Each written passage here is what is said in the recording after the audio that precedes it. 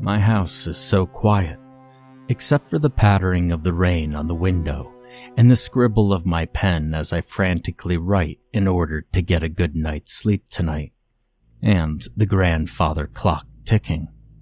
When I'm alone, I seem to pick up every little sound.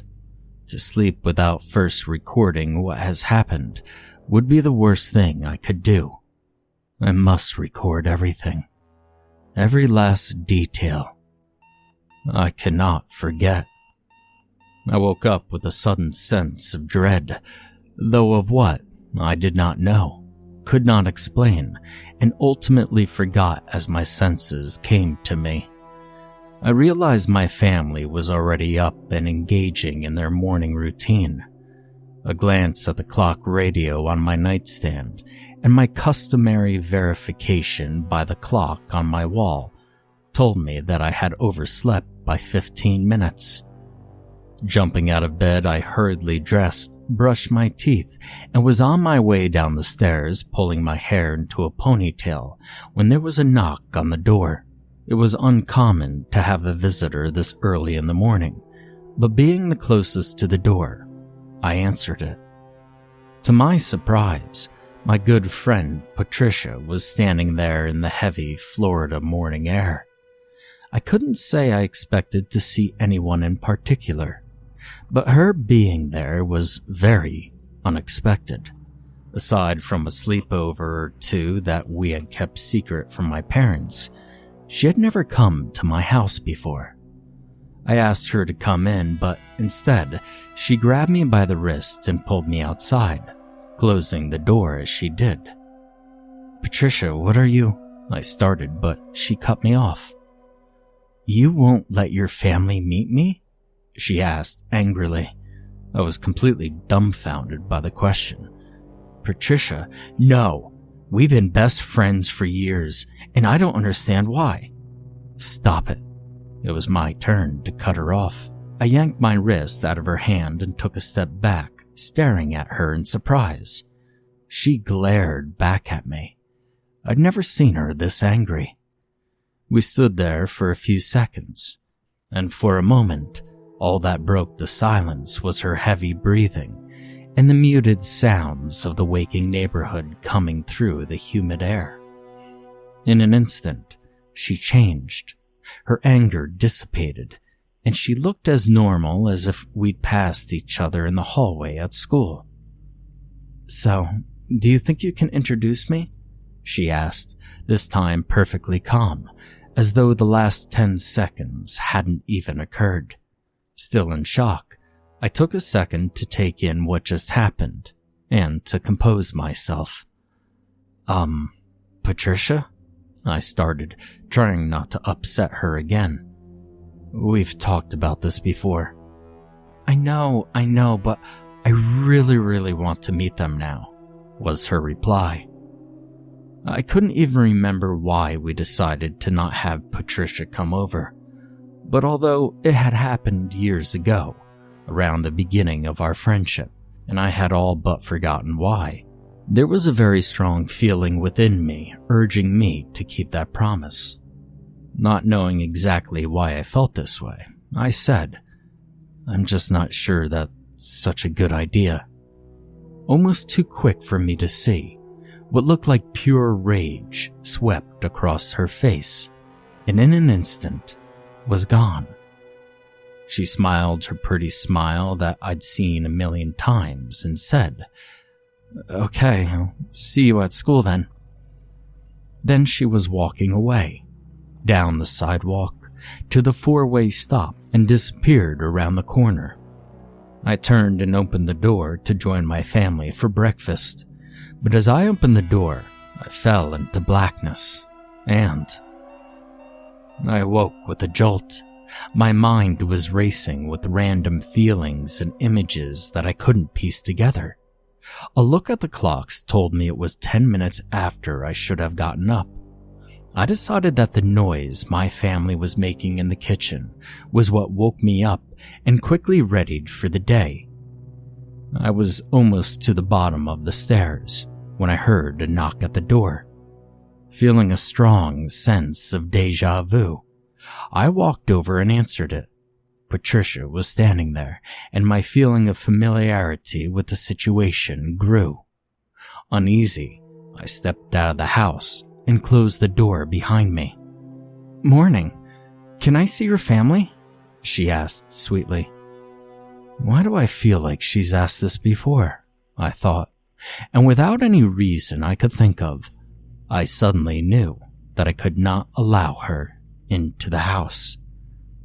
"No, Patricia, you can't," was all I could think of to say.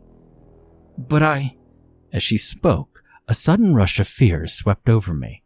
"No," I said, interrupting her. "Now, Gabriel," she chided, calmly, serenely. "Just let me in and we can—" And now my fear was turning into unreasonable hysteria. "No! Get away!" I screamed. At this point, Patricia's face turned to stone, emotionless, cold. I reached behind me without turning and groped for the doorknob, desperate to get inside. I felt like crying. "Fine," she said, and, turning, walked away. I took a step as I turned around to face the door, and tripped on the door jamb before being consumed by an inky black. I woke up, with tears running down my face, and I had no idea why I was crying. I was 5 minutes late in waking up, and could already hear the rest of my family downstairs, in the kitchen. I was frightened for no apparent reason. I could only remember, nothing substantial. Feelings of fear and weakness. Eager to join my family, I quickly went about my morning routine and walked down the stairs. About halfway down, I suddenly felt an expectation of what, I did not know. Reaching the bottom of the stairs, I turned to enter the kitchen, and there was a sudden banging on the front door. Dread shot through my body like lightning. Everything came flooding back, and I remembered Patricia. In an instant, I didn't know why, but I knew that I had to keep her out. I ran to the door and opened it. Patricia flew at me with a wild look in her eyes, and I quickly closed the door. I heard her rebound off of the sudden resistance, and took the opportunity to open the door and close it behind me as I stepped out. The morning was clear, but there were clouds on the horizon. Patricia was picking herself up off the ground. I could hear the sound of a truck backing up in the distance. Tears were now flowing freely down my cheeks as I tried to reason with her.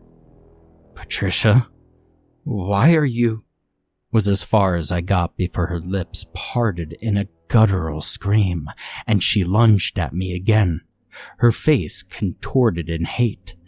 In reflex, I ducked and protectively raised my arms. She flew over my head and slammed into the door once again. Momentarily stunned, she fell on top of me. I pushed her off, but before I was able to recover, she was back on top of me, grabbing me by the throat. I tried prying her hands off, but her grip was too strong. I couldn't breathe. The beeping of the truck was growing louder. I could see Patricia's face, full of malice, over mine, but she grew dim. The beeping was louder, grating, inside my head. She continued to choke me. Black mist invaded my vision, taking over. Then there was nothing but the beep, beep, beep. I woke violently to my alarm precisely when I was supposed to. The clock on the wall confirmed it. I could hear nothing. There was no sound coming from anywhere in the house, except for the ringing of the grandfather clock chiming the hour. Suddenly, I remembered everything vividly, trying to keep Patricia out and being strangled as a result. I jumped out of bed, not bothering to dress or brush my teeth. and I ran downstairs. I threw open the front door, ready to do what it took to keep her away for good. There was no one on the porch, just the heavy Florida morning humidity and dark clouds closer than in the dream. But no Patricia. With a sigh of relief, I turned and went inside. As I started closing the door, I looked toward the kitchen and froze. Standing in the doorway to the kitchen was Patricia. On her face was that smile I had seen on the face of my friend for years. In her hand was a carving knife I recognized from the knife block in our kitchen. I couldn't hear anything from the kitchen, and dread filled my body as I realized what had happened. She began walking toward me with that smile and that knife. I was far too frightened to move. As she came within striking distance, she reached out and grabbed my wrist with her free hand and placed the knife in my hand. It was all I could do to not cry out when I felt the cold of the handle and the warm, sticky of what could only be blood of my family. She released my hand, patted me on the cheek, and walked past me out the open door. I numbly walked to the door of the kitchen and saw what I hoped to God I wouldn't. My family laying dead in pools of their own blood.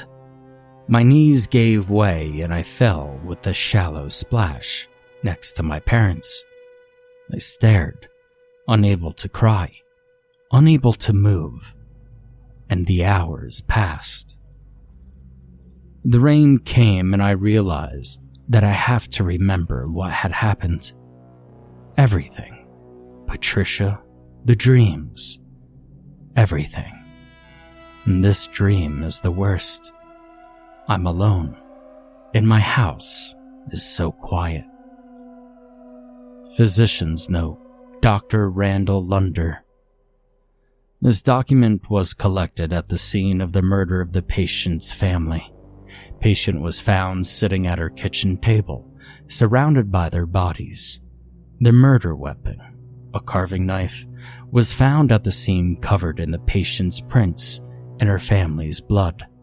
When questioned, she showed no apparent guilt or remorse and insisted Patricia did it, repeating the phrase ad nauseum.